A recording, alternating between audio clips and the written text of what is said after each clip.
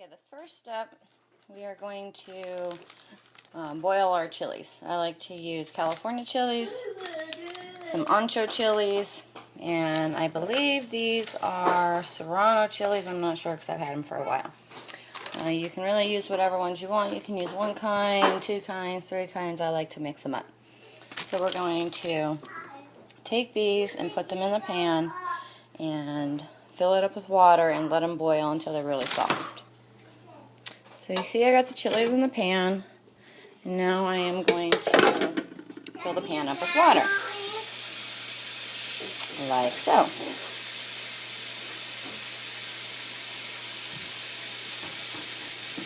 And as you're boiling the chilies, some of the water is going to boil down, so you want to periodically add more water so it doesn't burn to the bottom of the pan, because you really don't want a burnt tasting sauce.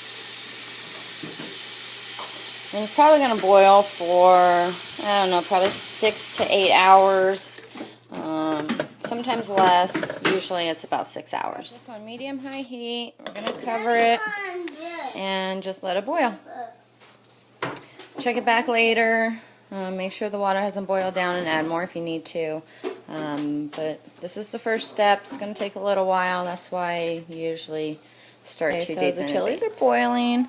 The smell is really amazing coming from this pan.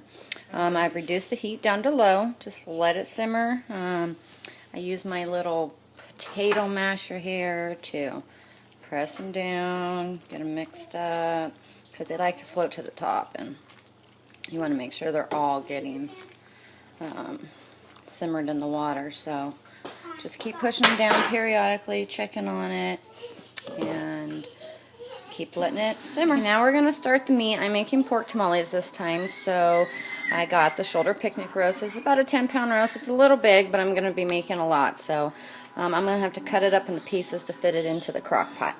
Okay, so now I've cut the meat up, taken the bone off of it, the hide, and some of the fat. I left some of the fat because it makes it really juicy as it cooks.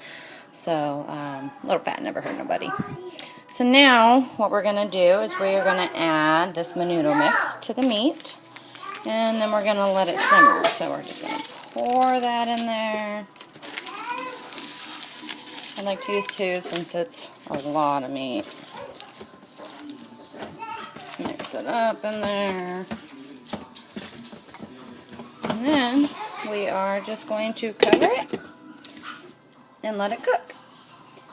I've got the crock pot on high. I leave it on high until I see that it's starting to cook a little bit, and then I turn it down to low. This will cook probably 6 hours, but by the time the chilies are done, then the meat will be done shortly after. I use some of the juice from the chilies for the meat, and vice versa, some of the juice from the meat for the chilies. So just let this sit, walk away, do whatever you got to do, and come back in about 6 hours. Check on the chilies here. I added a little bit more water. It was getting a little low. But you can see this is a really, really good color. And the chilies are softening up. These little ones take a little bit longer, so that's why you let it simmer for about 6 hours. The bigger ones, they seem to soften up a lot quicker, but they're all going to get blended up anyway. So let it sit. Continue to simmer. We need to bring that back to a boil a little bit, but it's looking good. Now let's check the meat, and that smells absolutely delicious. It's turning white. That's good. It's cooking. We're getting a nice stalk down there, and that right there is going to go into the juice for the chilies, and it's going to add more flavor to it. It's not even close to being done, but it's looking good. Okay, this has been in here about 3 hours already on high. Right now I'm just basting, and I've been doing it periodically. You just want to keep the meat on top wet as it cooks. Everything soaks to the bottom. So I'll kick it down to low in about an hour, and I'm going to add a little bit of the chili juice at that time. Let it kind of soak in just a little bit of the water. That way it just starts flavoring it that way. So just keep checking on it and basting it, and we'll check it again probably another hour. So I've started adding the juice from the chilies. Just about 2 cups. Should be good.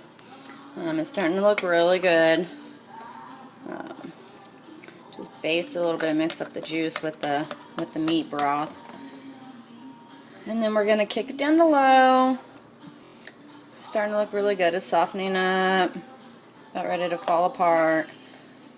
So we've got about another 2 hours or so, and this will be ready to start shredding. So after 5 hours, the chilies are ready. So what I'm going to do is I'm going to just kind of scoop them out of the pan and take them to the strainer and clean them out. But we're going to save the juice. Okay, so here's one of the chilies. We're going to clean it out. There's a stringy section in there that we want to get out because you don't want stringy sauce. So we're going to get that out of there. It usually has the seeds attached to it. You don't want to pull all of the meat out, but you want to pull some of it out because you don't want stringy sauce, like I said, and you can leave some of the seeds. These chilies right here, I leave whole because it's not too stringy, and I like the seeds in these ones because it gives it a little bit of spice. You can clean them out if you want, but like I said, you don't have to. And if you did want to clean them out, you just bust off an end right there, and I just kind of bust off the other end too. But I just kind of run the water through it and it washes them out.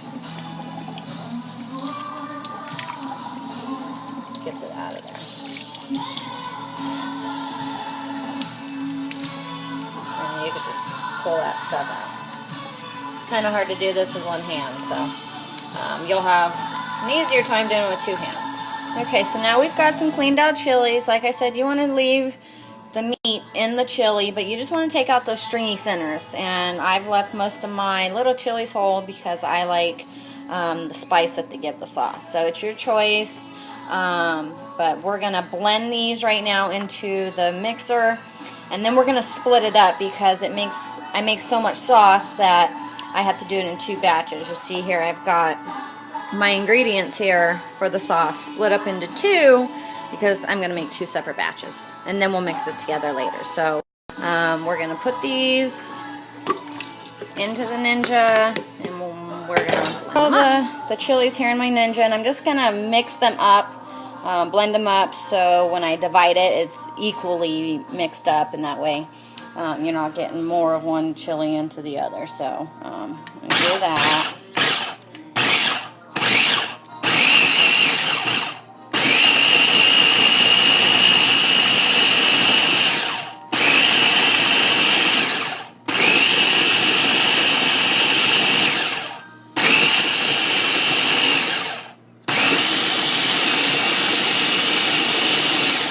Really want to get it blended up because you don't want stringy sauce. So